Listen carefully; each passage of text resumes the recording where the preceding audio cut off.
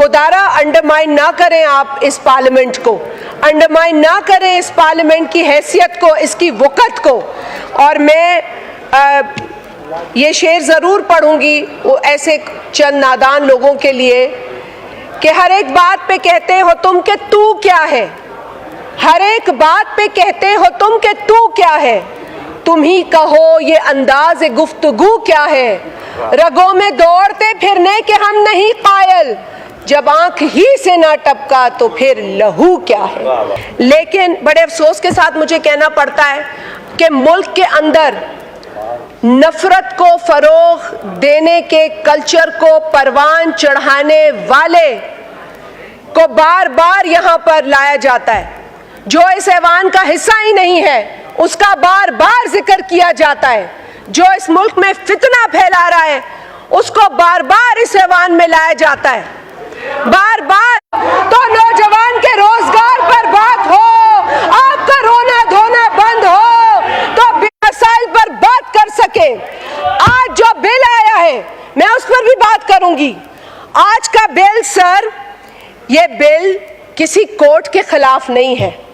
ये बिल तो इस मुल्क से, इस पार्लियामेंट से लोटाक्रेसी को खत्म करने के हवाले से है। ये जो पार्टी पार्टी खेलने का सिस्टम है इसको बंद करने के हवाले से है। कभी ये पार्टी, कभी वो पार्टी, कभी ये पार्टी, शुरू होने से पहले ही खत्म करने का बंदोबस्त हो चुका है। तो ये बिल उस हवाले से है। अगर इस बिल को अंग्रेजी का मतन, किसी को अंग्रेजी का मकसद या तर्जुमे, लॉस्ट इन ट्रांसलेशन भी बहुत होता है, तो अगर कोई तर्जुमे में कहीं गुम हो चुका है तो उर्दू भी पढ़ ले और अंग्रेजी भी पढ़ ले। इस बिल के अंदर पार्टी लॉयल्टी को इंश्योर किया जा रहा है। पार्टी लॉयल्टी को इंश्योर करना कहाँ गलत है? ये किस मुआशरे में गलत है? ये किस पार्लियामेंट में गलत है?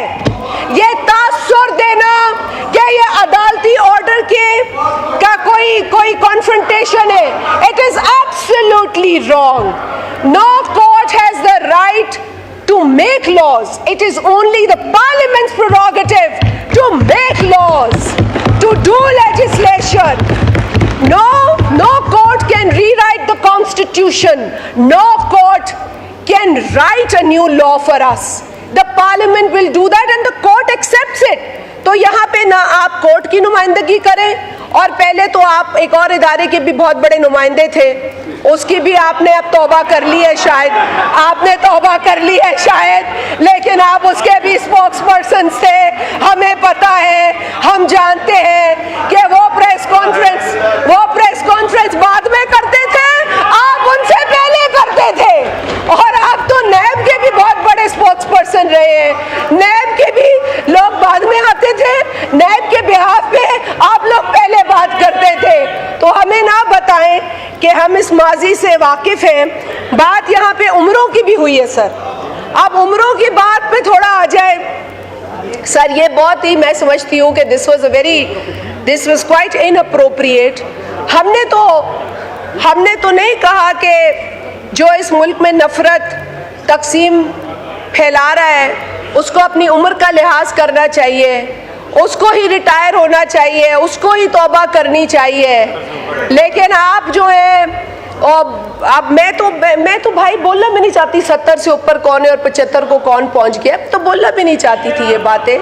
लेकिन 70-75 की उम्रों पर पहुंचकर अगर आप कहें कि आप नौजवानों की नुमाइंदगी कर रहे हैं तो मेरा ख्याल है ये ज्यादती है, ये बहुत बड़ी ज्यादती है, खुद के साथ भी और उस नौजवान के साथ भी जिसके आप नुमाइंदा नहीं है। आप अगर उस नौजवान के नुमाइंदा होते तो लोगों को ट्रक की बत्ती के पीछे नहीं लगाते। आपने इस मुल्क के अवाम को ट्रक की बत्ती, 1 करोड़ नौकरियां देंगे, 50 लाख घर बनाएंगे। आपने जो चूरन बेचा,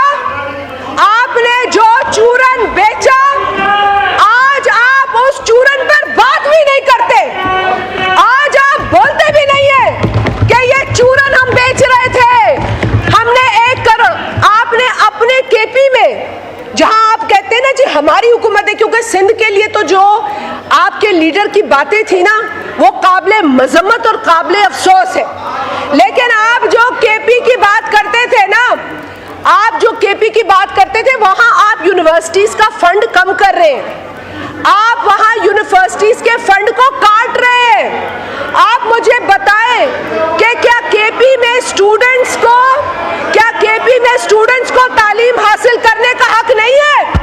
आपने खैबर पख्तूनख्वा का जो हशर किया है, अल्लाह ना करे कि कभी आपको मौका मिले, क्योंकि आपने पाकिस्तान के साथ भी यही करना है। और आज जो आप पाकिस्तान के साथ कर रहे हैं, ये जो आपने नया तरीका, ये जो आपने ये ट्रोल का तरीका लगाया हुआ है, ये जो आपने डिजिटल टेररिज्म किया हुआ है, इसकी भी आपने हदें पार कर दी है। खैर से ये जो आपने डिजिटल टेररिज्म, ना किसी की पगड़ी छोड़ी, ना किसी का दुपट्टा छोड़ा, ना किसी की चादर छोड़ी। आप लोग समझते हैं कि ये डिजिटल टेररिज्म हम बर्दाश्त करेंगे? अब हम बर्दाश्त नहीं करेंगे।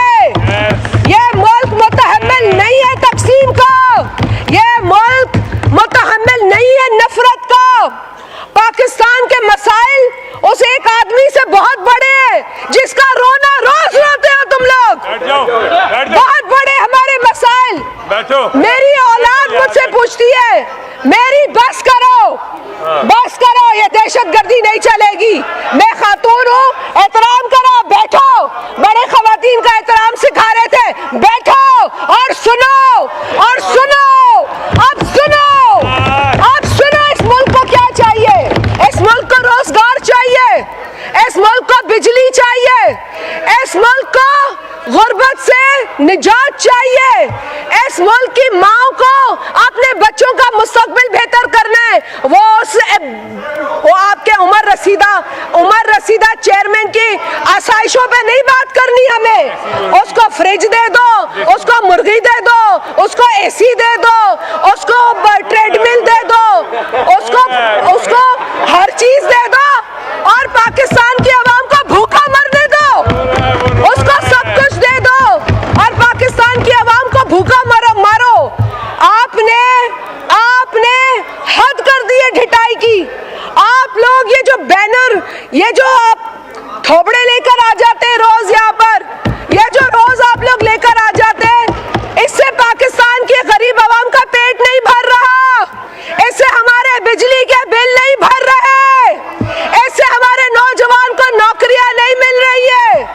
कानून साजी कल की है, अरे भाई कल करारदाद आई है फलस्तीन पर परसों, या कानून साजी आप कैसे कर सकते हैं? आप लोगों को तो यह भी नहीं पता कि आप लेजिस्लेशन कर रहे हैं या करारदाद पेश कर रहे हैं, और करारदाद के ऊपर भी आपको पेट में दर्द होने लगता है, आपको तकलीफ होने लगती है। मुझे आपकी तकलीफ पता है फलस्तीन के हवाले से, क्योंकि आपके अपने लीडर ने एक ज़ायनिस्ट को लंदन में सपोर्ट किया था मेयर इलेक्शन के लिए।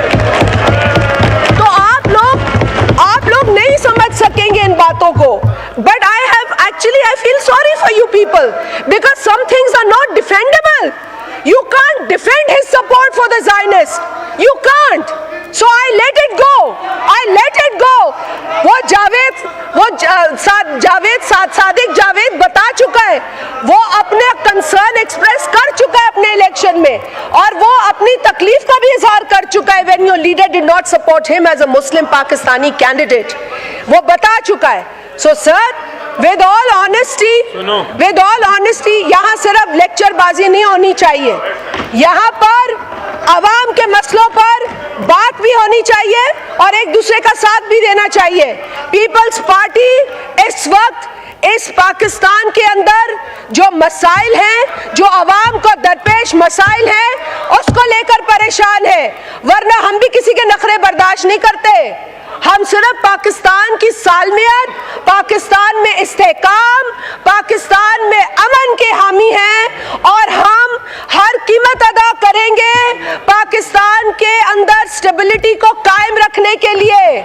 हम आप लोगों की तरह हम खुद गर्ज नहीं है, हम नहीं है खुद गर्ज, और हम साबित कर रहे हैं, करते रहेंगे। लेकिन आप लोगों को भी होश के नाखून लेने चाहिए, आप लोगों को भी पाकिस्तान का सोचना चाहिए। अमेरिका की कांग्रेस में पाकिस्तान में मुदाखलत की रेजोल्यूशन आती है,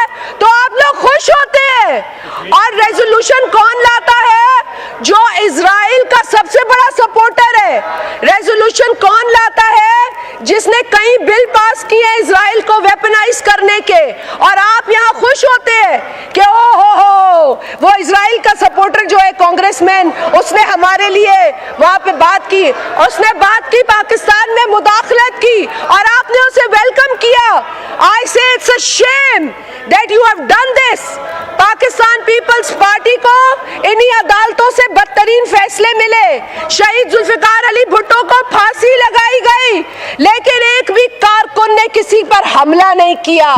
खुद को आग लगाई हमारे कारकुनों ने, खुद को जलाया, लेकिन आपने 9 मई को पूरे पाकिस्तान को तंग कर दिया। आपने वो हरकतें की है जो आज तारीख का हिस्सा भी है और हमारी नस्लें याद भी रखेंगी कि 9 मई को जो दहशतगर्दी इस मुल्क में हुई, अब आप अपना दामन झाड़ रहे हैं। अब आप कहते हैं वो तो हम में से थे ही नहीं। तो भाई अगर आप में से नहीं थे तो तौबा करो, उठ के माफी मांगो। आपने आज तक माफी तो मांगी नहीं, आप तो आज तक यही नहीं, मतलब ये आप जरूर कहते हैं कि हमारा उनसे ताल्लुक नहीं है। तो भाई अगर आपका ताल्लुक नहीं है तो जिन लोगों ने प्रेस कॉन्फ्रेंस की, जिन लोगों ने कॉल्स की, जिन लोगों ने लोगों को इश्तियाल दिलाया, जिन लोगों ने लोगों को जमा किया, आप फिर कहें कि आप उनको सजा मिलनी चाहिए। आप कंडेम करें उन लोगों को, आप मजम्मत करें उन लोगों की जो पाकिस्तान में तबाही, बर्बादी, तकसीम और नफरत फैलाता है। वो मुहिब्बे वतन नहीं हो सकता, वो मुहिब्बे वतन नहीं हो सकता। मुहिब्बे वतन वो है जिसको इदारे ने फांसी दी, उसने कुछ नहीं किया। मुहिब्बे वतन वो है जिसके कारकुनान को जेलों में डाला गया, औरतों को, मर्दों को कोड़े मारे गए, उसने मुल्क को नुकसान नहीं दिया। मुहिब्बे वतन वो है जिसको इस मुल्क से जाने पर मजबूर कर दिया गया, लेकिन उसने मुल्क को नुकसान नहीं दिया। मुहिब्बे वतन वो है जो आज सदर की कुर्सी पर है, 14 साल की जेल काट कर आया है। वो है मुहिब्बे वतन जो आज भी मुस्कुराता है और कहता है कि आओ सियासी डायलॉग करो। आप आज भी बड़ी बातें कर रहे हैं जेलों की। अच्छा होता कि अपने दौरे हुकूमत में भी आप उन चीजों की मजम्मत करते। जब फरियाल टालपुर साहिबा को ईद की एक चांद रात पर ले जाया गया था जेल, तो आप उठ के मजम्मत करते। आप मजम्मत करते जब मेरी बहनों को नैब अदालत के बाहर उठाकर पुलिस मोबाइल में डाला गया, आप मजम्मत करते। आप मजम्मत करते तो आज मैं भी कहती कि आप हक और सच की बात करते हैं, आप सिलेक्टिव बात करते हैं। आप जिस तरह की सिलेक्टेड हुकूमत है, उसी तरह के सिलेक्टेड लोग हैं, उसी तरह की सिलेक्टेड अपोजिशन बात नहीं करना चाहती तो हम एजेंट कर देंगे। आप तशरीफ रखें, आपको मौका मिलेगा, आपको अपोजिशन को मौका मिलेगा अपना व्यू कर बात करें। आप चेयर को डिक्टेट ना करें, इस तरह नहीं होगा। वालों ने भी तौबा कर ली। आप लोग ऐसा टोला है जिसको लाने वाले भी परेशान है। अब वो कहते हैं कि इनसे पाकिस्तान को पनाह चाहिए। आपसे वाकई पाकिस्तान को पनाह चाहिए, क्योंकि आपसे पनाह मिलेगी तो पाकिस्तान तरक्की करेगा। आप लोगों की जो सोच है वो इंतशार पसंदाना है, नफरत आमेज है, और आप लोग इस मुल्क में जो बीज एक डिक्टेटर ने बोए थे नफरत के, उसको परवान चढ़ा रहे हैं। जिस डिक्टेटर ने इस मुल्क को मजहब के नाम पे तकसीम किया, फिरके के नाम पे तकसीम किया, जबान के नाम पे तकसीम किया, आप उसी डिक्टेटर के पैरोकार हैं। आप उसी का मैसेज आगे ले जा रहे हैं। आपने पाकिस्तान में नफरत को परवान चढ़ाया है। आपको चाहिए था कि आप जब हुकूमत में आए तो आप सब्र का पैगाम कौन देते, लेकिन मैंने पहली दफा देखा ऐसी हुकूमत जो अपने ही बजट में अपनी ही बजट बुक्स ऑपोजिशन पे फेंक रही थी। ये पहली मर्तबा आप ही की हुकूमत जब थी सिलेक्टेड, उस वक्त ये मैंने देखा, और कभी नहीं देखा था कि हुकूमत ही ऑपोजिशन को किताबें मार रही हो। हमने वो मनाजिर भी इस असेंबली में देखे, अफसोसनाक मनाजिर। आपका लीडर शाबाशी उन लोगों को देता था जो ज्यादा गाली देते थे, जो ज्यादा शोर मचाते थे, और जो बेचारे इज्जतदार थे वो कोना पकड़ के बैठ जाते थे क्योंकि उन्होंने घर से ये तरबियत हासिल नहीं की थी। लेकिन आपका लीडर उनको कहता था कि गाली दो, जितनी बड़ी गाली दोगे उतनी बड़ी शाबाशी मिलेगी, ये आपका, और उतना बड़ा ओहदा मिलेगा। आपके अंदर की कहानियां आप सारी पता है हमें, ऐसी बात नहीं है, सारी कहानियां अंदर की बाहर आ चुकी हैं। लेकिन उस वक्त अभी भी आप, बहुत टाइम है, वैसे हमें इतनी गंदी कहानियां सुननी भी नहीं है। लेकिन जहां तक सवाल पैदा होता है इस मुल्क का, इस मुल्क में हमें मरना है, हमें जीना है।